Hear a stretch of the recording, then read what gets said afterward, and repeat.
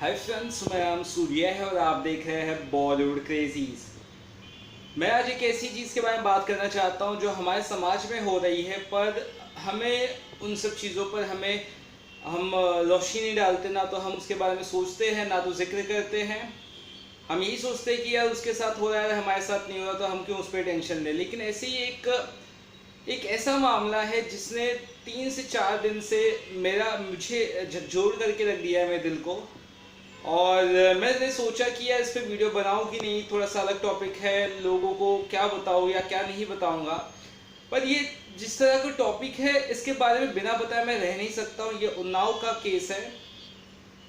एक 18 साल की पीड़ित के साथ अपराध होता है, जी हाँ, रेप होता है। और अभी सीन ये है उस केस में कि जो अपराधी लोग हैं या जो एक्यूज है, ऐसे कहा जा रहा है कि उन्होंने उस लड़की के पिता को भी इतनी बेरहमी से पीटा कि उसकी भी मौत हो गई है। अब यूपी सरकार ने स्पेशल एसआईटी मतलब बनाई है, यानी कि स्पेशल इन्वेस्टिगेटिव टीम, जो इस केस की जांच करेगी। कहा जा रहा है कि पूरे केस में कोई एमएलए है यूपी के उन्नाव से, उसका भाई है और उसके दोस्तों ने ये अपराध किया है।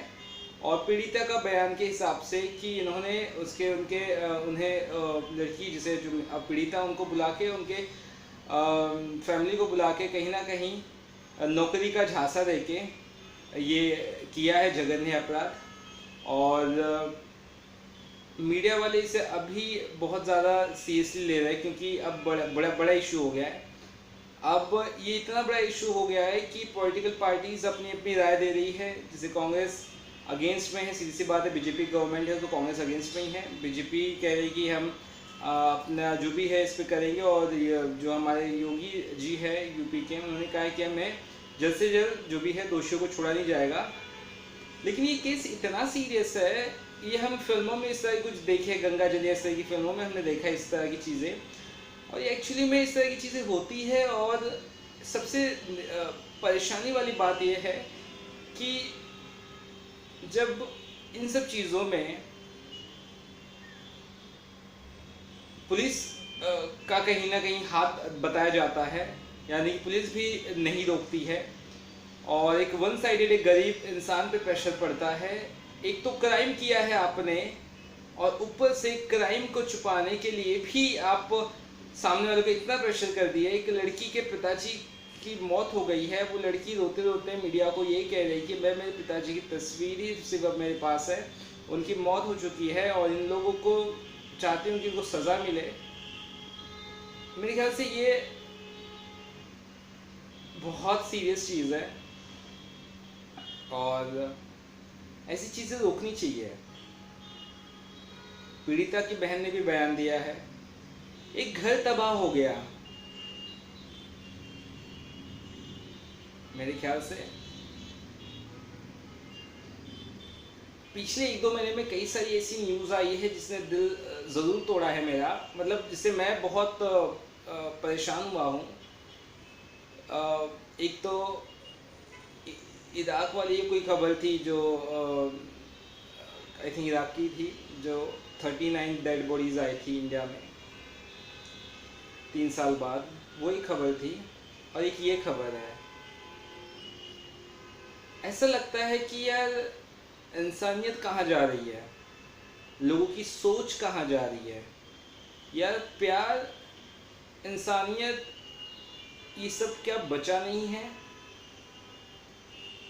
हो क्या रहा है? मतलब पावर के चलते, अगर आपके हाथ में पावर है, आप कुछ भी कर सकते हैं क्या?